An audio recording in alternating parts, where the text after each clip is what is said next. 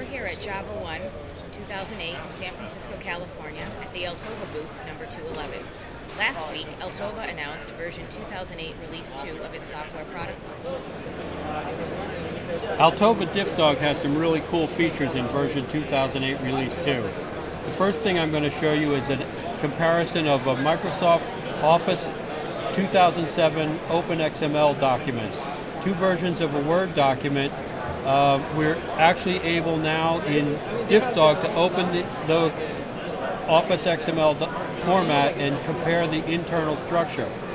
A Microsoft Office 2007 document is actually a zip archive containing multiple XML files. So when we look at the two versions of this Word document, we can see that the contents are different, and we can actually, with a single click, open any of the content files between the two examples, and we can view their differences. So this particular file that I opened contains the document overview information, and I can see that this one has 11,000 characters, this one has 13,000 characters, this one has 98 lines, and the one on the right has 111 lines. We could actually edit in here if we wanted to, and merge differences back and forth.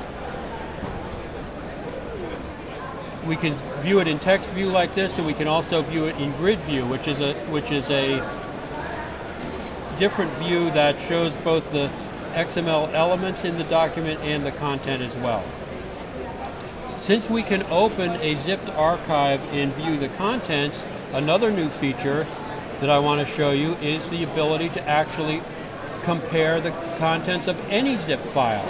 Here we're looking at two versions of an archive, one created today, one created yesterday, and they contain JPEG files, Java source code, rich text documents, UModel project file, XML files of various types, and we can compare them side by side. And again, we can, based on the file extension, open any of the contents individually and compare those as well. And the last new feature I want to show you for DiffDog is the, whoops, we got to go back to directory view. In directory view, we now support directory filters.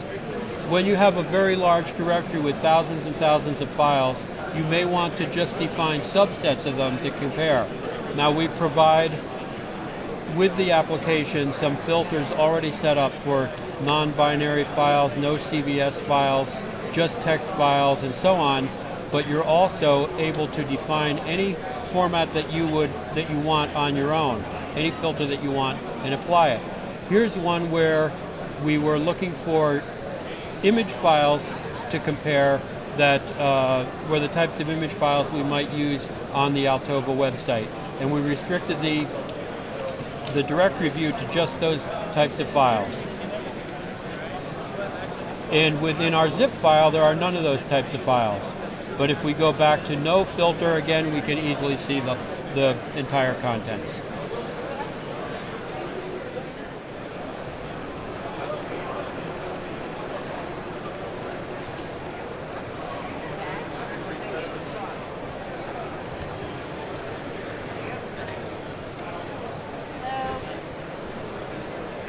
Yeah, I'm on.